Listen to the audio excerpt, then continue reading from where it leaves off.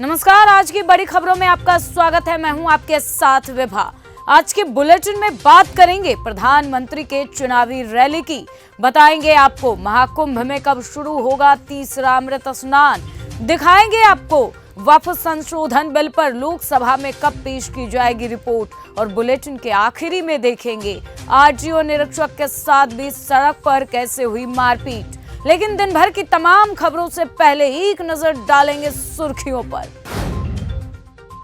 दिल्ली विधानसभा चुनाव को लेकर आरके पुरम में आज पीएम मोदी की रैली। जयराम रमेश ने मोदी सरकार पर लगाए मनरेगा के इग्नोर करने का आरोप। T20 वर्ल्ड कप में भारतीय टीम की लगातार दूसरी जीत, दक्षिण अफ्रीका को दी करारी मात। मध्य प्रदेश में साइबर फ्रॉड को रोकने के लिए चलेगा जागरूकता प्रोग्राम। अब खबरें विस्तार से। आज दिल्ली के आरके पुरम में प्रधानमंत्री नरेंद्र मोदी ने एक चुनावी रैली को संबोधित किया और आम आदमी पार्टी पर जमकर निशाना साधा। इस दौरान पीएम मोदी ने 1 फरवरी को पेश किए गए बजट का भी जिक्र किया। पीएम मोदी ने कहा, वसंत पंचमी के साथ ही मौसम बदलना शुरू हो जाता है। 3 दिन बाद 5 फरवरी को दिल्ली में विकास का नया बसंत आने वाला है। इस बार दिल्ली में बीजेपी सरकार बनने जा रही है। इस बार पूरी दिल्ली कह रही है, अब की बार बीजेपी सरकार। बजट को लेकर पीएम मोदी ने कहा, अगर नेहरू जी के जमाने में आप 12 लाख रुपए कमाते तो 12 लाख रुपए की आय पर आपकी 1/4 सैलरी सरकार वापस ले जाती। अगर आज इंदिरा जी का जमाना होता तो 12 लाख रुपए तक की आय पर आपके 10 लाख रुपए टैक्स में चले जाते। 10-12 साल पहले तक कांग्रेस की सरकार में अगर आप 12 लाख रुपए कमाते तो आपको 2,60,000 रुपए टैक्स देना होता। कांग्रेस ने मनरेगा बजट स्थिर रखने को लेकर आज केंद्र सरकार पर निशाना साधते हुए कहा कि इससे ग्रामीण आजीविका के प्रति उसकी उपेक्षा उजागर होती है। ग्रामीण रोजगार पर केंद्रित महात्मा गांधी राष्ट्रीय ग्रामीण विकास योजना यानी कि मनरेगा के लिए 86,000 करोड़ रुपए की धनराशि आवंटित की गई है, जो पिछले वर्ष के समान है। महाकुंभ की शुरुआत 13 जनवरी को हुई थी, जिसके बाद पहला अमृत स्नान मकर संक्रांति के दिन और दूसरा मौनी अमावस्या के दिन किया गया था। इस दौरान प्रयाग संगम तट पर भारी संख्या में श्रद्धालुओं ने आस्था की डुबकी लगाई। अब तीसरा स्नान कल किया जाएगा। धार्मिक मान्यता के अनुसार कोई भी काम शुभ मुहूर्त में करना बहुत ही अच्छा माना जाता है। उसी तरह शुभ मुहूर्त में महाकुंभ का आखिरी अमृत स्नान करने से भी शुभ फलों की प्राप्ति होती है। कहते हैं कि वहीं स्नान अलग अशुभ मुहूर्त में किया जाए तो इसका प्रभाव उल्टा पड़ जाता है और व्यक्ति को कष्ट भी भुगतना पड़ सकता है। बिजनेसमैन से जबरन वसूली के आरोप में शिवसेना यूबीटी के नेता स्वप्निल बांदेकर समेत 3 अन्य लोगों को गिरफ्तार किया गया है। स्वप्निल बांदेकर और उनके 3 सहयोगी के खिलाफ भारतीय न्याय संहिता की धारा के तहत मामला दर्ज कर उन्हें गिरफ्तार किया गया है। स्वप्निल बांदेकर के बारे में बताया जा रहा है कि वह पूर्व कॉर्पोरेटर हैं। नवघर पुलिस ने एक बिजनेसमैन के जबरन वसूली के मामले में यह कार्रवाई की है। पुलिस ने मीरा रोड स्थित एक रेस्टोरेंट में जाल बिछाकर उन्हें गिरफ्तार किया है। देश के आम बजट और राष्ट्रीय जनता दल के नेता तेजस्वी यादव के बयान पर राष्ट्रीय लोक मोर्चा के राष्ट्रीय अध्यक्ष उपेंद्र कुशवाहा की प्रतिक्रिया आई है। उन्होंने कहा है कि अभी जो बजट आया है उससे पूरे देश के लोग, बिहार के लोग खुश हैं। इसके बावजूद विपक्ष ऐसी बातें कर रहा है, पता नहीं उन्हें ये बजट समझ में आया या नहीं। उपेंद्र कुशवाहा ने आगे कहा कि इस बजट में मध्यम वर्ग, गरीब, महिलाओं के लिए, युवाओं के लिए और किसानों के लिए बहुत कुछ है। बिहार पर विशेष ध्यान दिया गया है।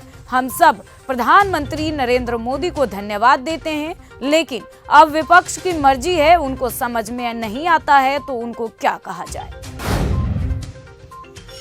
संयुक्त संसदीय समिति के अध्यक्ष जगदंबिका पाल सोमवार को लोकसभा में वक्फ संशोधन विधेयक 2024 पर बनी जेपीसी की रिपोर्ट पेश करेंगे। वहीं मेधा कुलकर्णी और गुलाम अली इस रिपोर्ट को राज्यसभा में पेश करेंगे। इस रिपोर्ट में विधेयक के कुल विभिन्न पहलुओं पर विचार और साक्ष्य प्रस्तुत किए गए हैं। इस रिपोर्ट को हिंदी और अंग्रेजी दोनों भाषाओं में पेश किया जाएगा। रिपोर्ट में उन सभी साक्ष्यों का भी रिकॉर्ड शामिल होगा जो संयुक्त समिति के समक्ष पेश किए गए थे। यह साक्ष्य विधेयक के प्रावधानों के बारे में विचार विमर्श करने के लिए अहम है और इसका उद्देश्य विधेयक के प्रभावी और न्याय संगत कार्यान्वयन को सुनिश्चित करना है। भारत ने हाल ही में बांग्लादेश को पानी के रास्ते 16,400 टन चावल भेजा है, जिससे दोनों देशों के बीच व्यापारिक संबंध जारी है। भले ही राजनीतिक स्तर पर तनाव बढ़ रहा हो, यह चावल लेकर 2 जहाज मोगला बंदरगाह तक बीते शनिवार को पहुंचे। बांग्लादेश ने भारत के 3 लाख टन चावल खरीदने का समझौता किया है, जिसमें से 40% चावल मोंगला बंदरगाह पर और शेष चावल चटगांव बंदरगाह पर भेजा जाएगा। इस क्रम में शनिवार को मोंगला बंदरगाह पर 16,400 टन चावल की खेप पहुंची है। यह चावल ओडिशा के धामरा बंदरगाह और कोलकाता बंदरगाह से आया था। केंद्रीय वित्त मंत्री निर्मला सीतारमण के द्वारा शनिवार को पेश किए गए बजट को लेकर रेल मंत्री अश्विनी वैष्णव ने रेलवे की सुरक्षा और विकास को लेकर महत्वपूर्ण घोषणा की। उन्होंने रेलवे के आधुनिकीकरण और डिजिटल सिस्टम को बढ़ावा देने के लिए नए कदम उठाने की बात कही है। उन्होंने कहा, यह ड्रीम बजट है, इसमें भविष्य के ग्रोथ का फाउंडेशन भी है, आज की जरूरतों के हिसाब से रिलीफ भी है, टेक्नोलॉजी के बारे में बहुत क्लियर थॉट प्रोसेस है। बजट 2025 में रेलवे को लेकर खास अनाउंसमेंट नहीं की गई है। लगभग सिर्फ 52 करोड़ रुपए एक्स्ट्रा रेल मंत्रालय के बजट में जोड़ा गया है। किसान नेता राकेश टिकैत ने शनिवार को खानपुर के पूर्व बीजेपी विधायक कुंवर प्रणव सिंह चैंपियन और मौजूदा विधायक उमेश कुमार के बीच चल रहे विवाद को सुलझाने का प्रयास किया।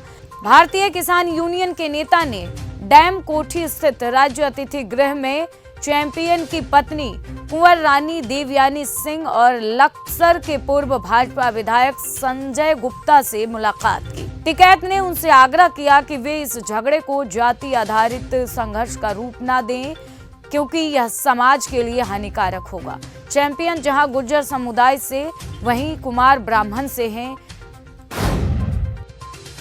जनवरी 2025 में काशी विश्वनाथ मंदिर में दर्शन करने वाले कल्प श्रद्धालुओं की संख्या 1,08,82,000 है, जो जनवरी माह में सर्वाधिक है। प्राप्त जानकारी के अनुसार वाराणसी के काशी विश्वनाथ मंदिर सहित पूरे जनपद में वसंत पंचमी के अवसर पर मौनी अमावस्या जैसी तैयारी रहेगी। इस दिन की संभावना जताई जा रही है कि प्रयागराज महाकुंभ में वसंत पंचमी स्नान के लिए भारी संख्या में श्रद्धालु काशी विश्वनाथ मंदिर में दर्शन करने के लिए पहुंच रहे हैं। ऐसे में 3 फरवरी को लेकर भी मंदिर में श्रद्धालुओं की सुगम दर्शन सहित आवश्यक सुविधाओं और व्यवस्थाओं को लेकर तैयारियां पूरी कर ली गई हैं। माना जा रहा है कि वसंत पंचमी पर बड़ी संख्या में श्रद्धालु काशी विश्वनाथ पहुंचेंगे। प्रयागराज महाकुंभ में आग लगने का सिलसिला जारी है। बीते शनिवार की देर शाम सेक्टर 18 में कल्पवासियों के शिविर में आग लग गई। आग लगने से 2 टेंट जलकर राख हो गए। गृहस्थी के साथ ही नगद रखे हुए 80,000 रुपए भी जलकर राख हो गए हैं। यह आग सेक्टर 18 के दंडी स्वामी नगर में रामकृष्ण आश्रम कैंप में लगी थी। रसोई गैस पर चाय बनाते वक्त लीकेज से आग लगी थी। आग में एक श्रद्धालु मामूली रूप से झुलसा है। वहीं अगल बगल के कैंप वालों ने तेजी दिखाते हुए आग पर काबू पा लिया है। जलते हुए सिलेंडर पर बाल्टी रखकर आग पर काबू पाया गया। हालांकि तब तक दोनों टेंट में रखे सारे सामान जलकर राख हो गए थे। दोनों टेंट में 9 श्रद्धालु मध्य प्रदेश में बढ़ते साइबर क्राइम को रोकने और इंटरनेट सुरक्षा को मजबूत करने के लिए राज्यसभा में एक विशेष जागरूकता अभियान शुरू किया गया है। यह अभियान आज से 11 फरवरी तक चलेगा, जिसके तहत पुलिस विभाग अलग अलग कार्यक्रमों के जरिए लोगों को साइबर फ्रॉड से बचने के लिए अवेयर करेंगे।